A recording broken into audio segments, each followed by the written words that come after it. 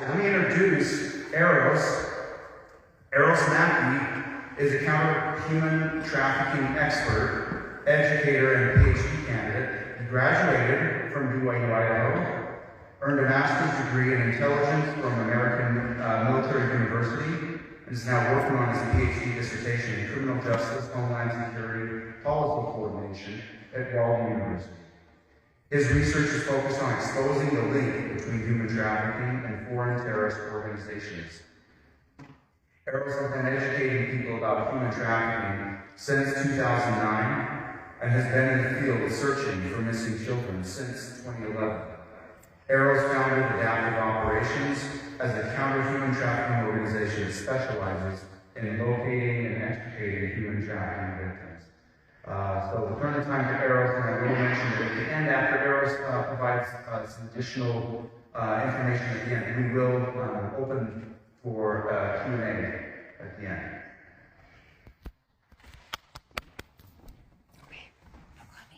Hello, everybody, and thank you to the Alliance for organizing this for us. Dean and I have had some great conversations the last couple of months, I guess. And we feel like it's important for me to give you some key words and to help you understand some basic statistics before you start hearing the speakers. I can tell you right now that after the events and things that I've spoken at over the years, this is a rare opportunity for you to hear from a very unique group. To not just have somebody who is a counter-human trafficking practitioner with you, there is somebody who is successful so far in one of the hardest areas of the counter-human trafficking world, and that is survivorship. And the aftercare of human trafficking victims and survivors. So with that, let me go into, and as well as having some amazing survivors. I've worked with a lot of survivors. These two survivors that you're going to hear from are very unique and a special opportunity for you. And I'll also add that this is a lot more than just my career. It is also the epitome of my faith. You know, I have a very strong belief in my Heavenly Father, and I do this work as a calling. And so that will be, I'll talk about that a little bit more for you when I come back up to speak. But I want you to recognize if your heart becomes pricked, if you are feeling moved, don't just come into this field hoping for monetary success, hoping for any kind of glory, hoping for things in that nature. If you come into it with any reason other than feeling a call to do this, then you will probably find disappointment and heartache. This industry shouldn't exist. And so the work we do isn't attended with any kind of glory. So there's a few terms I want you to understand right away. When somebody is being trafficked, they are a human trafficking victim at that time. When they are free of that situation, they are survivors. If you ever have opportunities to be introduced to survivors of human trafficking, do not refer to them as victims. They are survivors, and they are brave. They are the 1% that ever make it out of that situation.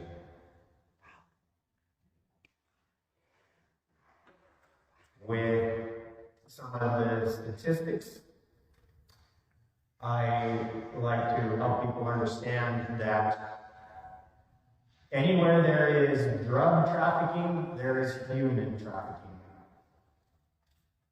Have there been drug busts in this beautiful town of Westwood? Every city, every town has human trafficking. It's estimated worldwide over 40 million human trafficking victims exist. And that includes multiple types of trafficking, from labor trafficking, sex trafficking, which is primarily the areas we focus on. And I don't really talk too much about some of the other areas, but I do work in other countries, helping in labor trafficking, freeing slaves that are entrapped. And what I will tell you, I probably won't go into much detail with it again, but with slave labor, the victims that I work with and help get out of that situation, 100% of them were sexually assaulted. They might be seen as labor slaves, but they are often sold for sex as well. In the United States, there is estimated 300,000 people that become human trafficking victims every year. 300,000 a year is added to the numbers in the United States. When it comes to runaways, or who is most vulnerable to human trafficking, runaways are absolutely those that are at the most risk.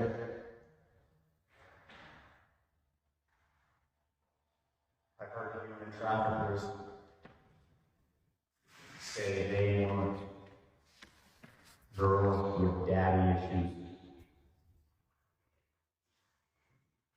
They can really get into their minds. How do they find it? They'll hang out on dark city streets where runaways might go. They'll be hanging out in bus terminals in major city streets. They'll be hanging out in mall areas. Sometimes these are really good-looking men, very charming, and they can grab that attention of that young woman or young boy, young girl or young boy. And they know how to say just the right thing.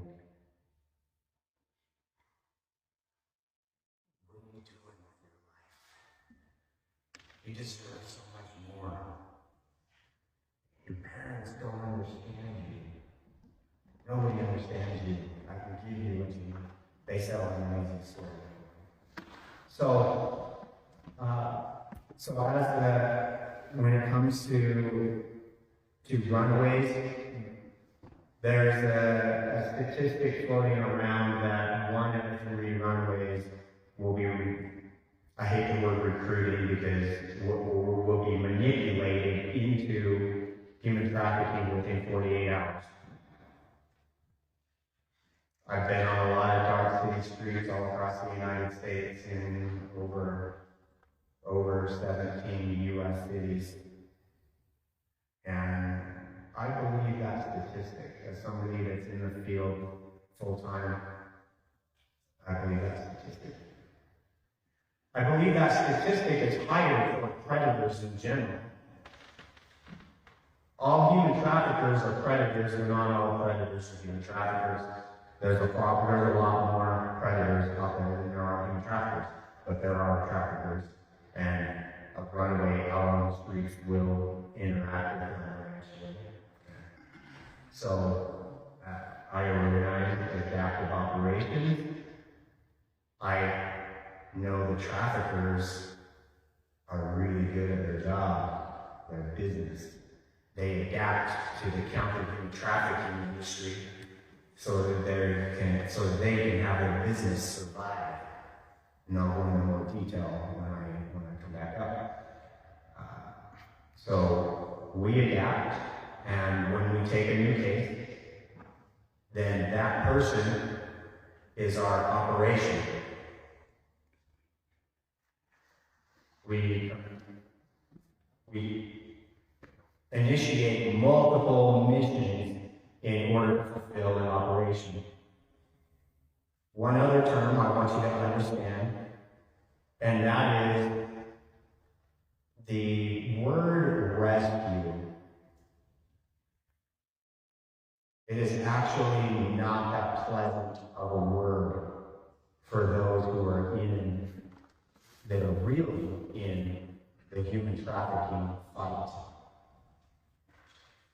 It can be used in certain situations and scenarios, but it's a difficult word to really understand and to use.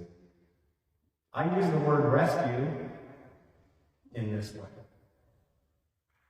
We rescue families. At adaptive operations, we empower the moms and the dads so they can become the hero.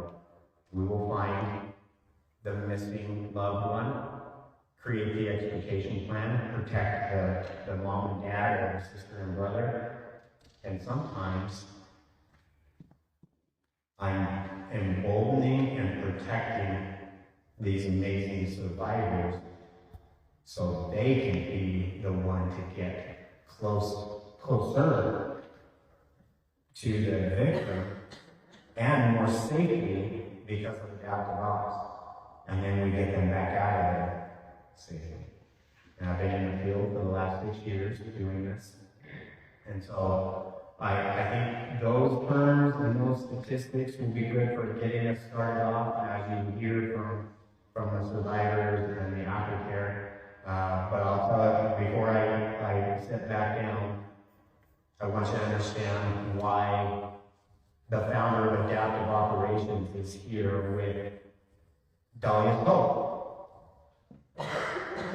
I have had many situations where I've had a newly freed human trafficking victim in our vehicles, and we had traffickers on our tail. We had nowhere to go. We've tried domestic violence shelters. Those exist. They have some protection, but they're not equipped to completely help or to provide the help that human trafficking victims need. There needs to be very specialized understanding and somebody that's informed in the types of trauma that happen to human trafficking victims. And it's not just people who have dealt with predators, it's people who have dealt with predators that were turning that person into a product. They needed to get a leash hooked onto them so that they can use key words and signals to bring them right back into their grasp so they can send them out on their own if they have to and know that they're going to return. There's a different motive, typically. And so human trafficking does require something very special.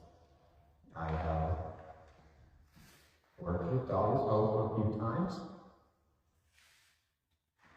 Adaptive Office Services have been there, and I've seen that they last.